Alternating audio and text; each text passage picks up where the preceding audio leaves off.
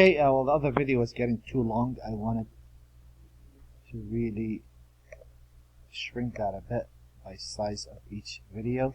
So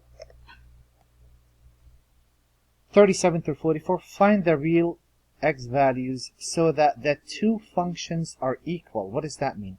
That means where does D equal C, right?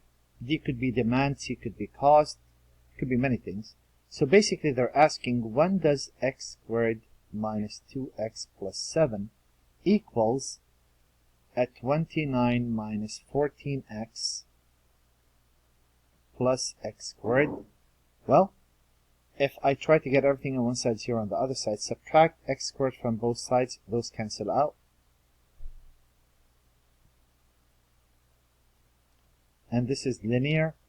Add 14x to both sides. Subtract 7 from both sides. 29 minus 7 is 22. And divide both sides by 12. And x would be 22 over 12 divided by 2, that's 11 over 6. X equal 11 over 6 would equate those two. And similarly, we would like to look at number 44, the same deal. We're trying to figure out, when does u of x equal v of x? That is, when does negative 2x cubed plus 23x squared equals 2x cubed minus 3x squared plus 4x. This is a polynomial. Get everything on one side, 0 on the other side. 4x cubed. If you subtract 23x from both sides, that's 26x squared plus 4x. And back to factoring. I notice they're all even. I'm going to take a 2x or factor a 2x out of all of those. That will be 2x squared minus 13x plus 4. And 2 and 1, 4 and 1, 1 and 4, I want them to add to get me 13. Let me make sure.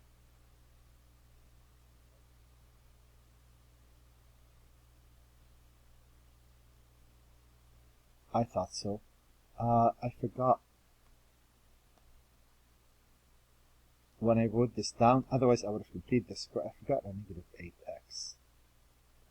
So let me redo this part really quick. Still the same idea. I would move the 2x to the right.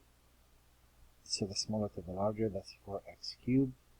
That's minus 26x squared. And if I add this to both sides, that's 12x.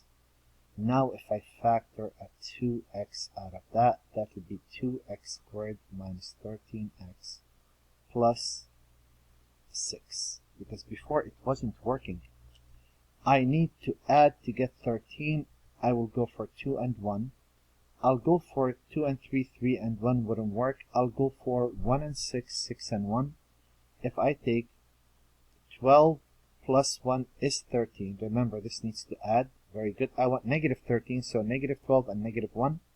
So this will yield 0 equal 2x. 2x minus 1. And an x minus 6. So either 2x will equal to 0, or 2x minus 1 equal to 0, or x minus 6 equal to 0. So x would equal a 0, a 1/2, or a 6.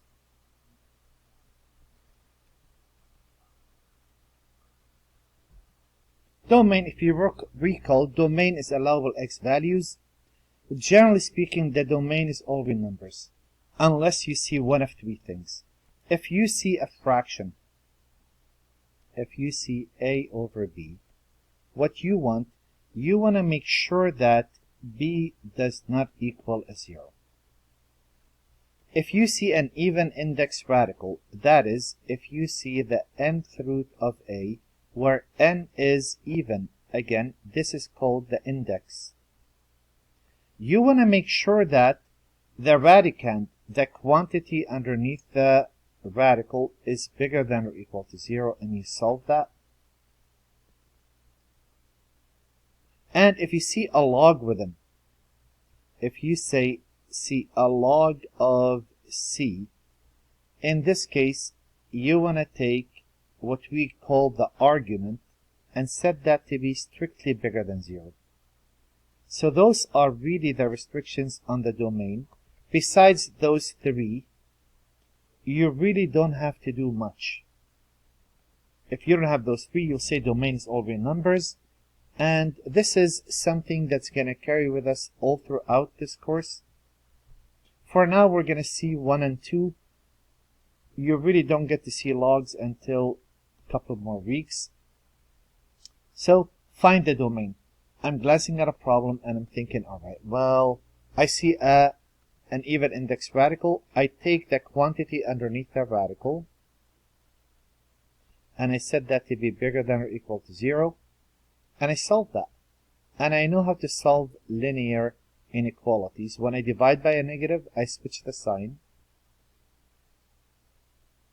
So either you say the domain, either you, oh boy, all that happens. Either you say the domain is negative infinity to 4 included, or you use set builder notation x such that x is less than or equal to 4. So one of those two, not both, either or. I'm probably going to stick with the interval notation. Same deal here. We take the quantity underneath the radical and we set that to be bigger than or equal to 0, and we solve, subtract 11 from both sides and divide by 5. As long as x is greater than or equal to negative 11 fifth, we're okay. So domain negative 11 fifth included all the way to infinity.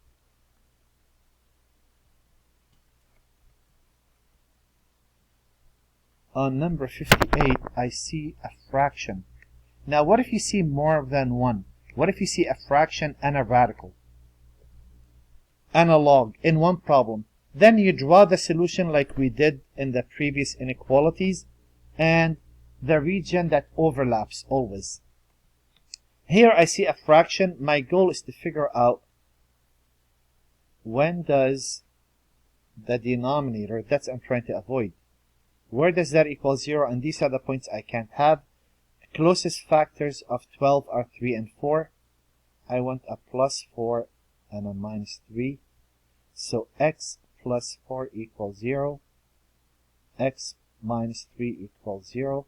X equal a negative 4 or a 3. What I did, I just figured out the two values that make the denominator equal 0. So domain would be, domain is that x such that x cannot equal any value of x. Stay away from negative 4 and 3. Interval notation for this will be lengthy. If you want to put a number line and take out negative 4 and 3, you're really going to say negative infinity to negative 4, union with negative 4 to 3, union with 3 to... That's a lot of... This is much easier. Same deal here. If I look at this problem, I see a fraction. I want to take the denominator and see where that equals 0. Those are the only values I can't have. If I look at the factors, 1 and 1, closest factors of 40 are 8 and 5. 5 minus 8 is 3. That works. So that's x. And since I want a positive 3, positive 8, and an x minus 5. So x plus 8 equal to 0, or x minus 5 equal to 0. X equal a negative 8, or x equals a 5. So any values other than stay away from negative 8 and 5, and the denominator of this fraction will never be 0, and that's what we want. And there's the homework.